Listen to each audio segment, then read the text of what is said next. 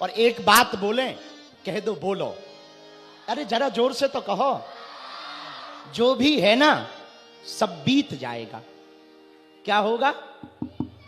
जो भी है सब बीत जाएगा। एक राजा था, राजा के पास एक महात्मा आया। राजा ने कहा, भगवान हमको कोई एक ऐसा मंत्र दो जो काम आए विपत्ति में। महात्मा ने एक अंगूठी बनाकर दी और कहा, राजन इस अंगूठी में अंदर सुराग है, उस सुराग में एक कागज है, उस कागज में हमने तुम्हारे लिए कुछ लिख रखा है, पर शर्त यह है वो अंगूठी का कागज तुम तब खोलना जब कोई मुसीबत हो। राजा ने कहा, जो आज्ञा भगवान। महात्मा चले गए। महात्माओं का तो काम है जाना ही जाना है। राजा ने अंगूठी को पहन लिया। कुछ दिनों बाद राजा के साम्राज्य पर आक्रमण हुआ। राजा का युद्ध हुआ पड़ोसी देश से। उस पड़ोसी देश में राजा हारा, सेना मारी गई, राजा हार गया, विपत्ति सिर पर आ गई। राजा के स्वयं के प्राण बचना कठिन हो गए। राजा भागा भागा गया जंगलों में और एक गुफा में जाकर बैठ गया। पसीना से लथपथ था। पड़ोसी सेनाओं के घोड़े और सैनिक राजा को खोज रहे थे। राजा बेचैनी में बैठा, पसीना में लथपथ। घोड़ों की आवाज भी सुनाई दी और उसको लगा कि यदि पकड़े गए तो मरे।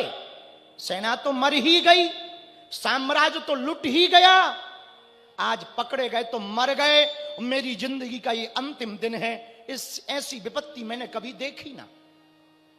उसने वो अंगूठी याद आई, महात्मा की अंगूठी उसने निकाली और वो कागज निकाला जिस पर महात्मा ने मंत्र लिख रखा था। और जैसे ही कागज खोला तो उसमें लिखा पाया, जो है वो बीत जाएगा। राजा की कानों से मानो चिड़िया उड़ गई हो। राजा शांत बैठ गया, चुप बैठ गया। उसके दिमाग में एक बात पक्की तय कर गई कि जो है वो एक दिन बीत जाएगा। चुप बैठा रहा। सैनिकों को जब राजा नहीं मिला तो सैनिक चले गए। इधर रात हुई। राजा पड़ोसी देश के राजा के पास गिरते उठते गया। वो मित्र था राजा दूसरे देश का। अपने मित्र के पास जाकर के बताया कि मैं युद्ध हार गया हूं और मैं लुट गया हूं, बर्बाद हो गया हूं, और अमुक अमुक नाम के राजा ने मेरे देश को लूट लिया है और मैं जैसे तैसे करके प्राण बचाकर आया हूं। मित्र ने कहा, मित्र तुम्हारे ऊपर विपत्ति, तुम्हारी विपत्ति मेरी विपत्ति है और तुम चिंता मत करो, मैं तुम्हारा साम्राज्य छुड़ा करके तुम्हें वापस दूंगा। दोनों राजाओं की संधि हुई और सेना फिर तैयार हुई और राजा ने अपने मित्र राजा के साथ आक्रमण किया और इस बार राजा जीत गया और फिर से अपना साम्राज्य पा गया। और जब रथ पर बैठ करके आया अपने नगर में, प्रजा ने स्वागत किया। राजा फूले ना समाये। राजा ने कहा कि देख लो मुझे, मेरी प्रजा, मैं वही राजा हूं। मैं भले ही हार गया पर मैं फिर से हार करके जीत के आया हूं। और राजा का अभिमान चरम पर था। हाथ हिला रहे थे, प्रजा का शोर था, फूलों की माला फेंकी जा रही थी, प्रजा रो रही थी, नगाड़े बजाए जा रहे थे, दुंदुभियां बजाई जा रही थी और राजा भी बहुत अहमता में भरा हुआ चला आ रहा था, मानो उसने दिगंत में विजय प्राप्त कर ली। लेकिन तब तक राजा को फिर से वो अंगूठी याद आई। उसने फिर अंगूठी खोली, फिर कागज निकाला और उसमें लिखा था, जो भी है बीत जाएगा। राजा की वो चिड़िया फिर कान से उड़ गई। जो अभिमान में भरा था शांत हो गया, चुप हो गया, हाथ जोड़कर अभिवादन करने लगा, विनम्रता से भर गया, क्योंकि उसे ये बात समझ आ गई कि जो कल था वो भी बीत गया और आज ये जो खुशी का दिन है ये भी बीत जाएगा। जिंदगी में कुछ भी पक्का नहीं है, एक ना एक दिन सब कुछ बीत जाएगा। मेरे पागलों, तुम भी अपनी जिंदगी में इस बात को नोट कर लो, जो तुम्हारे आज दिन हैं, तुम भगवान का सहारा ले लो, बीत जाएगा।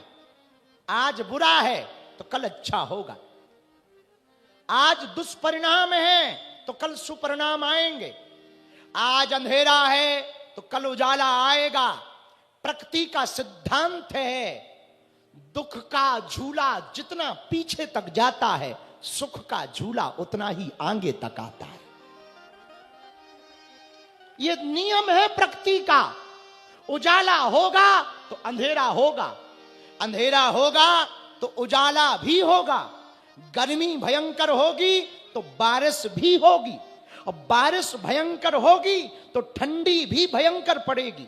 ये प्रकृति का सिद्धांत है। उसी प्रकार मेरे पागलों, यदि तुम्हारे आज दुखी के दिन हैं तो पक्का है सुख आएगा ही आएगा।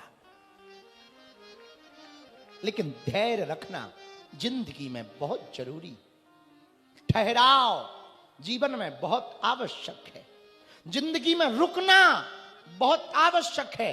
तन से चलते रहो पर मन को रोक दो, घबराओ मत, बेचैन मत हो, तमाशा मत होने दो। किसी शायर की लाइनें बड़ी ऊंची थी, हमें बहुत अच्छी लगती।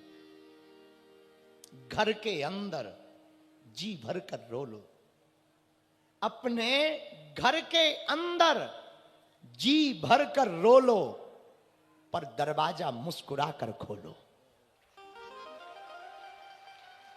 अपने घर के अंदर जी भर कर रो, पर दरवाजा मुस्कुरा करके खोलो, क्योंकि ये दुनिया तुम्हारा रोना ना देखेगी। ये दुनिया यदि तुम्हें रोते हुए देखेगी तो मन ही मन हंसेगी। कोई तुम्हारे दुख से दुखी नहीं होता यहां, ना इस जिम्मेदारी में रहना कि कोई तुम्हारे दुख से दुखी होता है, इस भ्रम में भी मत रहना। मन ही मन कहता है तुम्हारे साथ तो हो गया, हमारे साथ थोड़ी हुआ। कोई यहां दुखी नहीं होता किसी के दुख से, तुम भी नहीं होते हो किसी के दुख से, ये भी मान लो। यहां सब अपने अपने में पड़े हुए हैं, तुम्हारे दुख की किसी को नहीं पड़ी है, सबको अपनी अपनी पड़ी हुई है। जिन जिन को भी देखो सबकी अपनी अपनी पड़ी हुई है। इसलिए मेरे पागलों, तुम मुस्कुराते हुए रहो, भले ही जेब में फूटी कौड़ी ना हो, पर चाल तो सम्राटों जैसी चलो। आनंद में रहो, ताकि तुमसे जलने वाले टेंशन में रहें।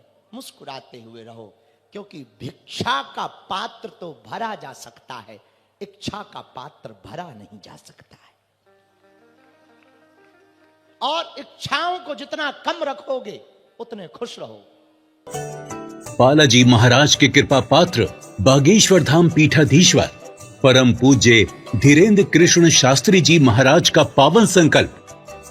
मध्य प्रदेश में छतरपुर के ग्राम गढ़ा में बनेगा विश्व स्तरीय कैंसर अस्पताल एवं रिसर्च सेंटर, जिसकी आधारशिला देश के यशस्वी प्रधानमंत्री नरेंद्र मोदी जी के कर कमलों से रखी जा चुकी है। 200 करोड़ रुपए की लागत वाले 100 बेड के इस अस्पताल में गरीबों का होगा मुफ्त इलाज। ये बहुत बड़ा अवसर है, बहुत बड़ा काम है। संकल्प बड़ा हो, संतों के आशीर्वाद हो, प्रभु की कृपा हो, तो समय सीमा में सब पूर्ण होता है। हमारे प्रियजनों, बागेश्वर धाम पूरे भारत के लोगों, अभी तक अस्पतालों में मंदिर थे, अब मंदिर में अस्पताल होगा। कैंसर हॉस्पिटल निर्माण हेतु सहयोग देकर पुण्य के भागी बने।